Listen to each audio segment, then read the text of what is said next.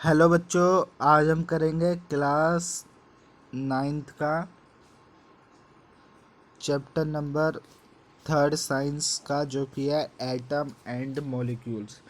ये चैप्टर है तो बहुत आसान और छोटा भी है, लेकिन बच्चों को बड़ा मुश्किल लगता है। तो हम आज इसका करेंगे थोड़ा सा इंट्रोडक्शन, और इसके एक दो टॉपिक शुरू के कवर करेंगे। और जो डीपली हम चैप्टर पढ़ेंगे वो पढ़ेंगे एपिसोड सेकंड एंड थर्ड में।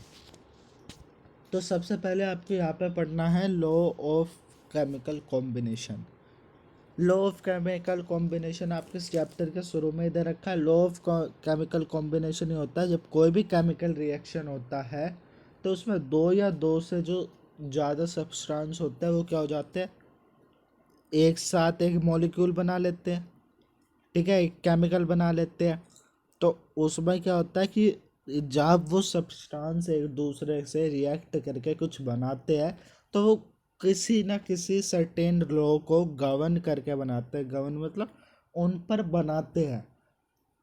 ठीक है, और उन पर जो बनाते हैं उन्हीं लॉ को हम क्या कहते हैं, लॉ ऑफ केमिकल कॉम्बिनेशन। ठीक है, जो भी केमिकल रिएक्शन होता है उसके अंदर जो भी हमारे प्रोडक्ट बनते हैं वो किसी ना किसी लॉ को फॉलो कर कर बनाते हैं, और उन्हीं लॉ को हम कहते हैं chemical law of chemical combination. पांच टाइप के लॉ होते हैं: law of conservation of mass, law of constant proportion, law of multiple proportion, law of reciprocal proportion, Gay Lussac law of combining volume. But हमें अभी पढ़ने कितने हैं, two type of law of combination class ninth में। और आप बाकी जितने भी लॉ है ये क्लास इलेवेंथ में केमिस्ट्री लोगे तो आप वहाँ पर पढ़ोगे। तो law of conservation of mass क्या होता है? Law of conservation of mass होता है कि mass can neither be created और nor be destroyed in a chemical reaction. ये सिंपल सा law of conservation of mass होता है। फॉर एग्जांपल ये ए बी प्रोडक्ट है, सॉरी ये ए बी क्या आपका चीज़ है, और ये अगर बी के साथ सी के साथ रिएक्ट हुआ, सॉरी सी के साथ रिएक्ट हुआ और इसने बना लिया ए बी और सी, तो आपको ये क्या देगा, आपको ये देगा जितना मास इसका इधर होगा उतना ही मास इसका प्रोडक्ट में भी होगा। ठीक है, ये आपको याद रखना है। ठीक है, और during a chemical reaction total mass of reactant will be equal to total mass of product. यही मैंने बताया कि A B plus C gives A B C. जो इधर इसे कहते हैं हम प्रोडक्ट, क्या कहते हैं सब प्रोडक्ट, और इसे हम क्या कहते हैं रिएक्टेंट। जो रिएक्ट हो रहा है और प्रोडक्ट जो हमारा निकला है, तो जो इधर मास होगा वो ही मास इधर होगा। ठीक है, और केमिकल रिएक्शन में जो क्या होता है, केमिकल रिएक्शन शुड बी, इसे हम थोड़ा समझने के लिए ये एग्जांपल देखते हैं। वैसे एक एग्जांपल मैंने आपको नीचे ये दे ही दिया है ए बी वाला, लेकिन हम इसे देखते हैं। फॉर एग्जांपल आपके पास मास ए है और बी है। ठीक है, ये इसने दिया आपको ए बी, और इसका मास, ए का मास है 16 और बी का मास है 4, तो इसका मास कितना होगा 20। ये पक्का है, बिकॉज ये लॉ ऑफ कंजर्वेशन ऑफ मास कहता है। ठीक है, एक एग्जाम्पल यहाँ पे लिया गया है H2 plus O2 give H2O। इसका हम एग्जाम्पल लेते हैं कि H2, मैं दूसरा कलर ले लेता हूँ, H2 plus O2 gives H2O। ठीक है, यह एग्जाम्पल यहाँ पर लिया गया है। सबसे पहले हम जो है इसे बैलेंस कर लेते हैं। बैलेंस क्या होता है ये आप क्लास 10th में सीखेंगे, लेकिन मैं थोड़ा सा यहाँ पे ये लिख देता हूँ कि सेम नंबर ऑफ कंपाउंड ये होने चाहिए। ठीक है, ये सब आप 10th में सीखेंगे, लेकिन बैलेंसिंग का मैं लेकिन यहाँ पे मैंने कर दिया। तो आपको पता है हाइड्रोजन का एटॉमिक मास कितना होता है? हाइड्रोजन का एटॉमिक मास होता है 2। तो ये हो गया 2 × 2। ठीक है, क्योंकि दो हाइड्रोजन है, तो हाइड्रोजन का मास 2 × 2 हो गया, प्लस O2 ऑक्सीजन का मास होता है 16 इंटू ये भी 2 है, ठीक है, तो 2, तो ये 4 + 32 आ गया। और 4 + 32 कितना होता है आपका?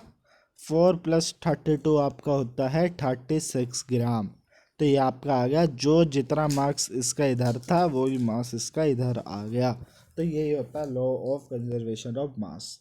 लॉ ऑफ कांस्टेंट प्रोपोर्शन होता है कि जितना भी, इसे हम एक बार पढ़ देता हूँ उसके बाद इसे समझाता हूँ। According to this law, pure chemical compound always contain the same element combined together in a same proportion by the mass irrespective that fact from where the sample has been taken or from which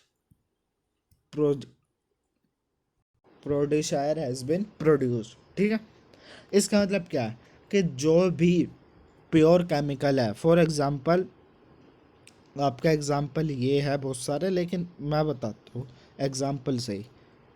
हमने H2O लिया, H2O का 16 ग्राम हमने hydrogen sorry oxygen लिया और 2 ग्राम हमने hydrogen लिया, तो ये आ गया आपका 16। हमने क्या लिया? H2O लिया। मैं इसे आपको बताता हूँ, यहाँ पर इसे हटाकर यहाँ पर आपको बताता हूँ।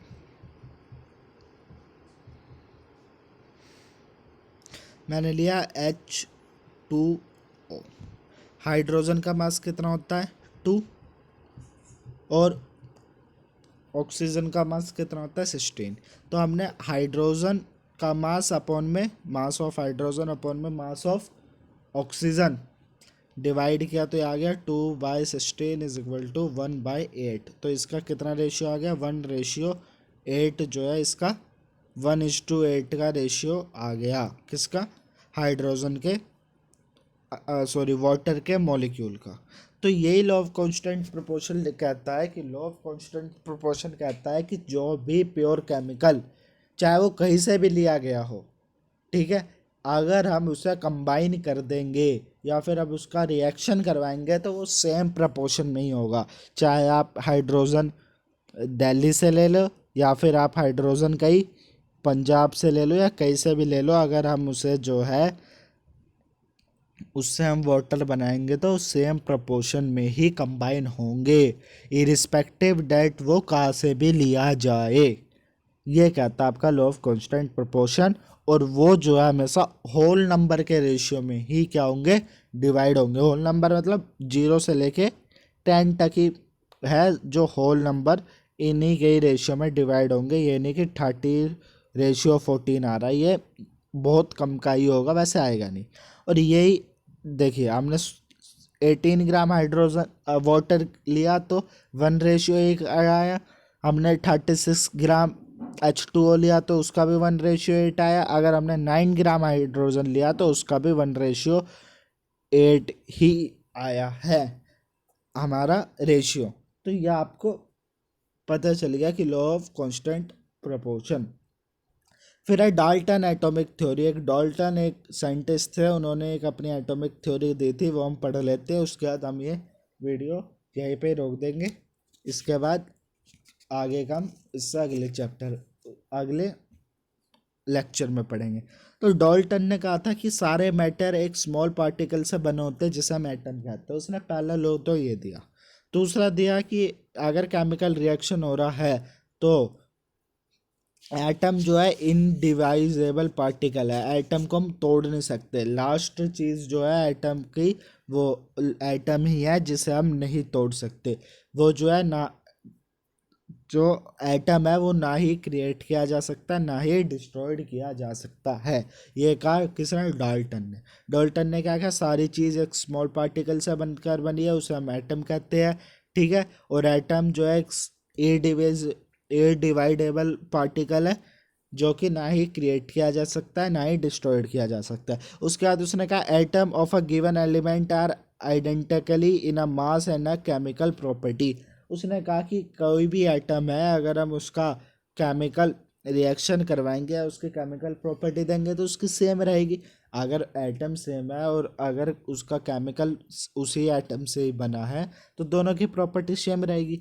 फिर इसने कहा अगर हम डिफरेंट ऐसा एटम से डिफरेंट केमिकल प्रॉपर्टी चेक करेंगे तो डिफरेंट हो जाएगी। ये तो सिंपल सी बात है कि अगर हम डिफरेंट कुछ आइटम लिए और हमने उसका डिफरेंट केमिकल बनवाया तो वो डिफरेंट हो जाएगा। उसके बाद कहा जो एटम है वो टीनी होल नंबर रेशियो में डिवाइड होंगे। ये लॉ ऑफ कांस्टेंट प्रोपोर्शन भी कहता है, ये मैंने कहा था ना, होल नंबर के रेशियो में ही डिवाइड होंगे कि 0 से 10 तक ही होगा। कि 1:8 अगर आया है वाटर का आपका, 1:8 अगर इसका वो आया है रेशियो, तो ये होल नंबर ही है, ये इसने कहा। और जो रिलेटिव नंबर या टाइप ऑफ एटम होंगे वो कांस्टेंट रहेगा।